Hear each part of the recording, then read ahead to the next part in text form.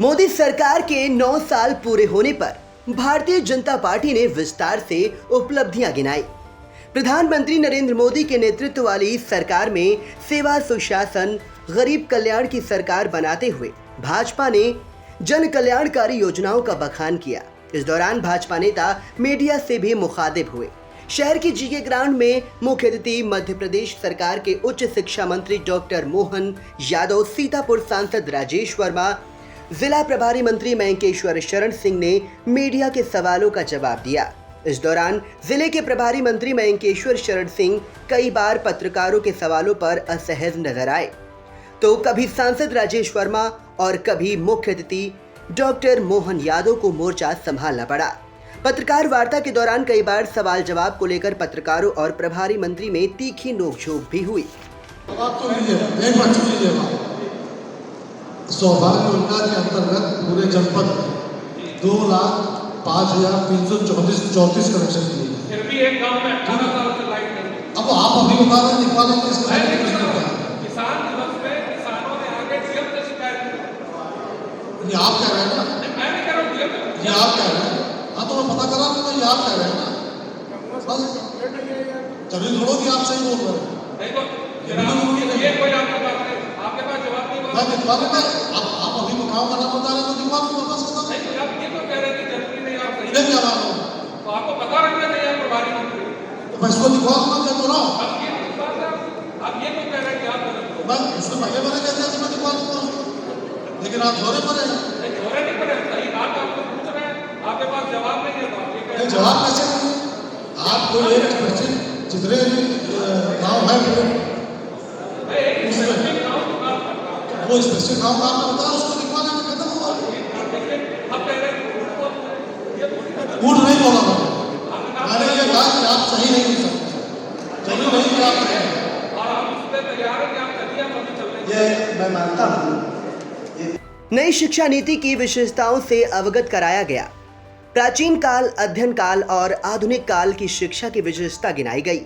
मुख्य अतिथि उच्च शिक्षा मंत्री मध्य प्रदेश सरकार डॉक्टर मोहन यादव ने कहा कि पहले सेना के समक्ष बहुत चुनौतियां थी, आज भारत मजबूती से जवाब दे रहा है। गरीबों को आवास मिल रहे हैं और बिना बिचौलियों के पैसा उनके खाते में भेजा जा रहा है। रसोई गैस कनेक्शन व्यापक स्तर पर दिए जा रहे हैं। उन्होंने कहा कि सांस्कृतिक स्थलों, मंदिरों, पवित्र गीता, महाभारत आदि का व्यापक प्रचार प्रसार किया जा रहा है। मेडिकल कॉलेज बहुतायत में खोलना बड़ी उपलब्धि है। कोविड के कठिन काल में चुनौतियों को आंक कर मेडिकल पर व्यापक कार्य किया गया है। हमारी सरकार निःशुल्क खाद्यान्न वितरण कर सभी वर्ग को मदद कर रही है। इसके अलावा और भी तमाम उपलब्धियां, योजनाओं पर प्रकाश भाजपा के नेताओं ने डाला। सीतापुर में खाली पड़ी सेना की भूमि के सवाल पर सांसद राजेश वर्मा ने मीडिया से मुखातिब होते हुए बताया कि शहर में सेना की भूमि खाली पड़ी है। भूमि पर पंजाब की सेना टुकड़ी आएगी और तल हवाई पट्टी सेना का स्कूल, अस्पताल बनेगा। सांसद राजेश वर्मा ने बताया, मिलिट्री और पीएसी काफी जमीन खाली पड़ी है, विकास की दृष्टि से इसे कैसे उपयोग करें? आप सबकी जानकारी के लिए बताना चाहता हूँ कि सबसे पहले तो विषय यह है कि मिलिट्री की एक भूमि पब्लिक के उपयोग में नहीं दी जा सकती, ऐसी गाइडलाइन है। फिर भी हमने लोकसभा में प्रश्न उठाया, 377 धारा के अंतर्गत हमने क्वेश्चन डाला है। उसमें हम रक्षा मंत्री से मिले थे। उनका ये कहना है कि जितनी भूमि आपको लेनी हो वो आप स्टेट गवर्नमेंट से हमको भूमि दिला दीजिए, हम आपको भूमि कन्वर्ट कर देंगे, लेकिन सेना की भूमि कम नहीं हो सकती। उसके बाद भी मैं प्रयास करता रहा। कोरोना काल अगर आया होता तो यहाँ पर पंजाब की एक टुकड़ी आने वाली थी, लेकिन वो नहीं आ पाई, कोरोना काल की वजह से रुक गया। अभी मेरा प्रयास जारी है। वो टुकड़ी जब आ जाएगी तो निश्चित रूप से यहाँ पर हवाई पट्टी भी बनेगी, यहाँ पर सेना का स्कूल भी बनेगा, सेना का अस्पताल भी बनेगा। हम चाहते हैं उसका डेवलपमेंट, आप सबकी जानकारी भी होगी। एक बार यहाँ इसका सर्वे भी हुआ था और मिलिट्री के तमाम लोग यहाँ पर अधिकारी आए थे और यहाँ से वापस जाने के बाद वो हेलीकॉप्टर क्रैश भी हुआ था जिसमें कुछ हमारे सेना के जवान मारे भी गए थे। आप सबको शायद याद होगा। वो प्रोसेस में है। मैं आपको विश्वास दिलाता हूँ कि वो टुकड़ी आने के बाद इसका सदुपयोग होगा। और जो विषय आपने लिखा कि खाली भूमि पर उसमें कुछ भूमि पर मेरी निगाह है कि मैं मुख्यमंत्री जी से मिलूँ और मिल करके उस जमीन के बदले उनको सटी हुई कोई जमीन मिल जाए तो वह जमीन हम लोग अपने पब्लिक सेक्टर में उपयोग कर सके, इस पर हम प्रयास करेंगे। जनपद व शहर में भीड़ और जाम की समस्या पर सांसद राजेश वर्मा ने कहा कि सीतापुर में 4 ओवरब्रिज स्वीकृत हुए हैं और 4 लेन का जिक्र करते हुए बताया। हर्ष हो रहा है कि अभी हमारे 4 ओवरब्रिज आरोपी स्वीकृत हुए हैं, जिसमें एक महमूदाबाद सिरौली, एक बिस्वा सिरौली, एक हमारा पुलिस लाइन वाला आरोपी और एक पीरपुर का। ये चारों हमारे स्वीकृत हो गए हैं। इसके लिए हम अपने को बड़ा गौरवान्वित महसूस कर रहे हैं कि 4 आरोपी रेल डिपार्टमेंट ने हमको एक साथ दिए। अभी एट प्रेजेंट कोई भी आरोपी हमारा लंबित नहीं है। 4 के 4 स्वीकृत हैं। माननीय रेल मंत्री जी को मैं अभी जिस दिन पार्लियामेंट का उद्घाटन था मैंने उनको मिलकर के हृदय से धन्यवाद व्यक्त किया, उनको बधाई भी दिया कि आपने हमारे लिए इतना बड़ा काम किया है हमारे शहर के लिए। 2 ओवरब्रिज का काम चालू हो गया है। आपने देखा होगा कि एक पे जो हमारा पुलिस लाइन का है और महमूदाबाद का, 2 पे काम चालू है। तीसरे पे काम बिस्वा वाले पे जल्द चालू होने वाला है। बीरपुर वाले पे 1-1.5 महीना लगेगा काम चालू होने। कई गांव ऐसे हैं जो सड़क से इंटरकनेक्ट है। वो अक्सर ये होता है आपसे हो जाता है कि उन गांवों से लगे इलाकों में खूब बात कर सकता है कोई कार्य। अभी तो आपको ये जानकारी देना चाह रहा हूँ, सीतापुर बहराइच का तो आज ऑलरेडी बहुत तेज़ी से डेवलप हुआ है और नया डेवलपमेंट हुआ है। लेकिन जो आपने प्रश्न किया कि उनके साइड के डेवलपमेंट कैसे होंगे, उसको बताते हुए हमको एक हर्ष हो रहा है। दूसरा रास्ता जो अभी हमने 4 लेन स्वीकृत कराया है, महमूदाबाद, बिस्वा, लहरपुर और लहरपुर होते हुए लखीमपुर, ये जो रास्ता जाता है 4 लेन स्वीकृत हुआ है। और इसके ऊपर जितने भी पौराणिक स्थल हैं, जो ऐतिहासिक स्थल, उनको भी जोड़ने का काम हमारी सरकार ने किया है। हमने नितिन गडकरी जी से मिलकर के उनको धन्यवाद दिया है।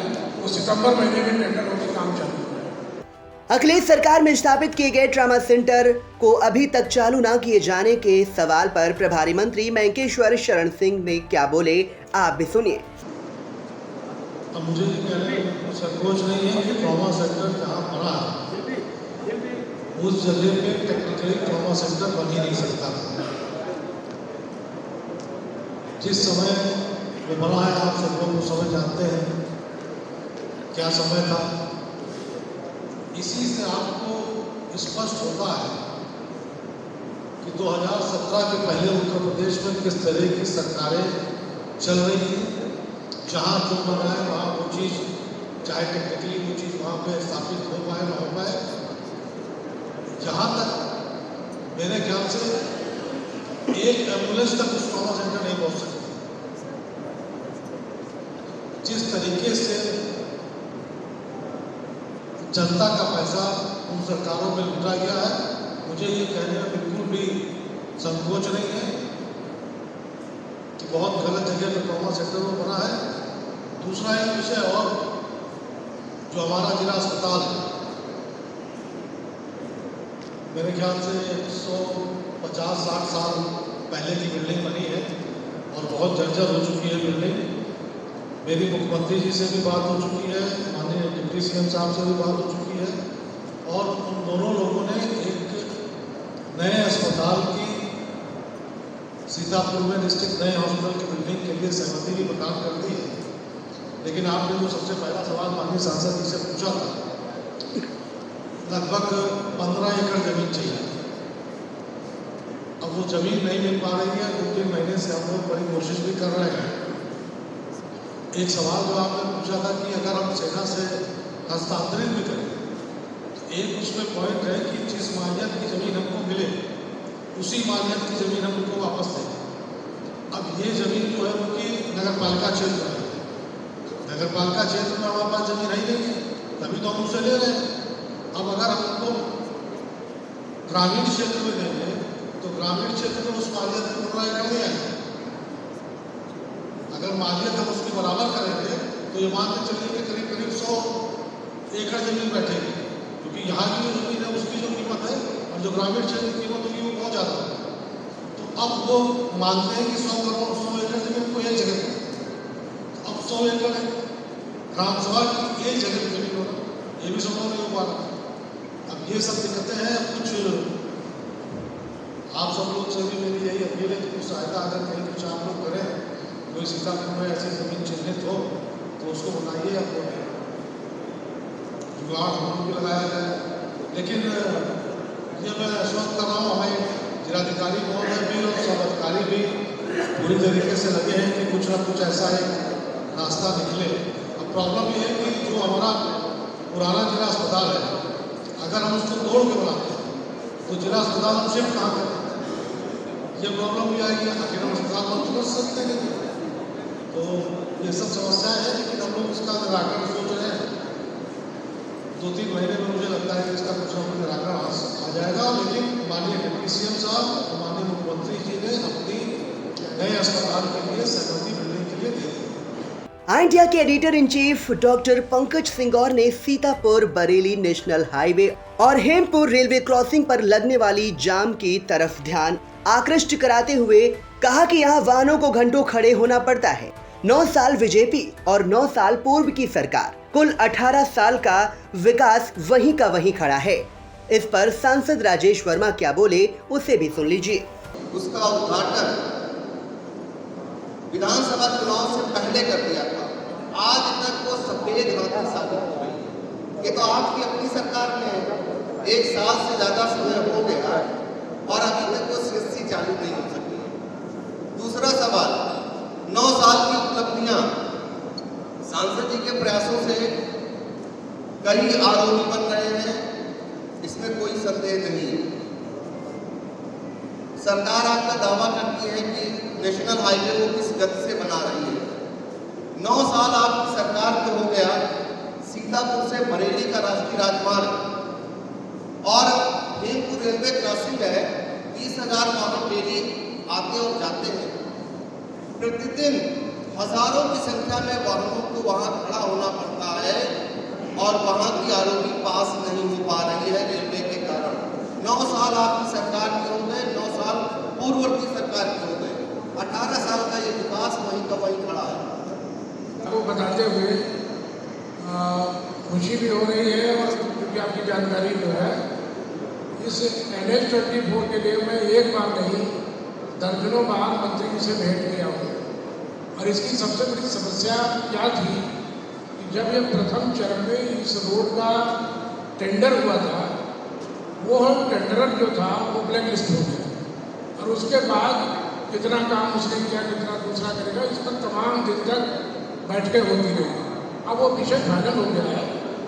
आपकी मेरी क्रॉसिंग के अलावा जितने भी पुल और जो फ्लाईओवर बनने हैं, ये सब 1 से 1.5 महीने के अंदर कंप्लीट हो जाएंगे। वो अटका है, वो नहीं अटका नहीं, पास पूरा ये रास्ता कंप्लीट हो जाएगा। जो मेरी वाला विषय है, अब वो कोई विषय लटका नहीं है। अब वो भी हमको 6 मंथ के अंदर हम तैयार करके आपको देंगे, 6 महीने में बन जाएगा। बाकी पूरा जितना रास्ता है ये 1 से 1.5 महीने में सारा कंप्लीट हो जाएगा। क्योंकि हमने सर्विस लेन की सारी जो बिजली की लाइन थी वो सब हटवाई है, सारी सर्विस लेन बन गई है। 1-2 फ्लाईओवर बनने को कहा है, उस पर कुछ टेक्निकल प्रॉब्लम आई थी, आपसे मेरी कई बार वार्ता हुई है। अब वो टेक्निकलिटी खत्म हो गई है, तो सब ठीक हो गया है। 3 से 6 महीने के अंदर वो फुल कंप्लीट हो जाएगा। नेशनल हाईवे पर हुसैनगंज चौराहे के पास बनाए गए ओवरब्रिज पर कई हादसों के बावजूद उस तरफ ध्यान न दिए जाने के सवाल पर सांसद राजेश वर्मा ने बताया।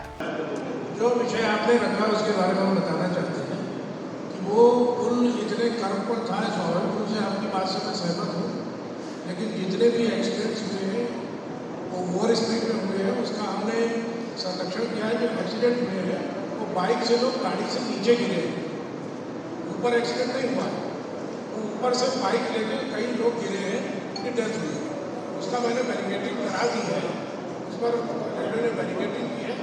अब हमको उम्मीद है कि हम वो दुर्घटना होगी नहीं। बैरिकेडिंग जो है मतलब नहीं है, आप देखेंगे कि जाएंगे वहाँ बिजली की व्यवस्था नहीं है। जैसे इतना खतरनाक पुल है, उससे बिजली रोशनी की व्यवस्था हो रात को बिल्कुल अंधेरा हो जाता है वहाँ पर। ये आपका सुझाव अच्छा है। मैं अभी यहाँ से जाने के बाद जो हमारे इलेक्ट्रिकल इंजीनियर हैं, DRM हैं, उनसे बात करूँगा कि जहाँ पर दुर्घटनाएँ हो रही वहाँ पर इलेक्ट्रिफिकेशन का काम करें। ये अच्छा सुझाव है, इस पर मैं अमल करूँगा। किसानों को निजी नलकूपों से मुफ्त पानी दिलाए जाने यानी कि बिजली का बिल ना पड़ने के सवाल पर प्रभारी मंत्री महेंकेश्वर शरण सिंह ने क्या कहा, उसे भी सुन लीजिए। गाँव में समरसेबल है, जो नलकूप वगैरह है, उसमें बताया गया था कि 1 अप्रैल से किसानों को फ्री बिजली दी जाएगी। अभी उसका कोई जियो वगैरह शासन से लिखा पढ़ी नहीं है, इसी से मेरी कई बात है, इस पर आप समुचित उत्तर देंगे।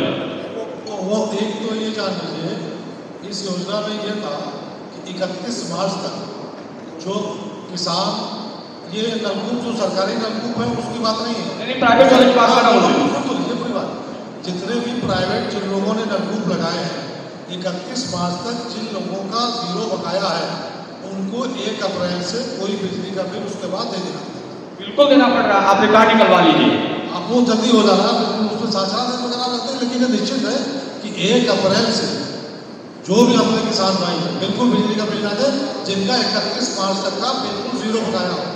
भाई साहब अभी आप फिर वही कर देंगे, मैं कह रहा हूँ बिल नहीं जाएगा उनके पास, आप निश्चित रहिए। बिल जमा हो चुका है, अभी आप नाराज हो जाएंगे। हाँ, 31 के पहले का, नहीं 1 अप्रैल के बाद का मैं कह रहा हूँ, आप रिकॉर्ड 1 अप्रैल के बाद किसी के पास आया बिल?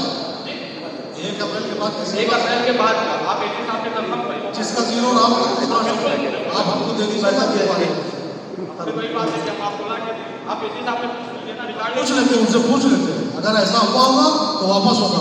माननीय मंत्री जी आश्वासन दे रहे हैं कि जो इसके अलावा उद्घाटन के बाद भी बंद पड़ी CHC PHC विद्युतीकरण से वंचित गांव, अमृत सरोवर के विकास, सेल्फी पॉइंट सहित कई सवालों के जवाब देने से भाजपा नेता बचते नजर आए।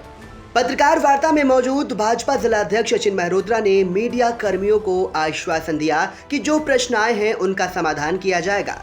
सांसद और मंत्री जी ने नोट किया है।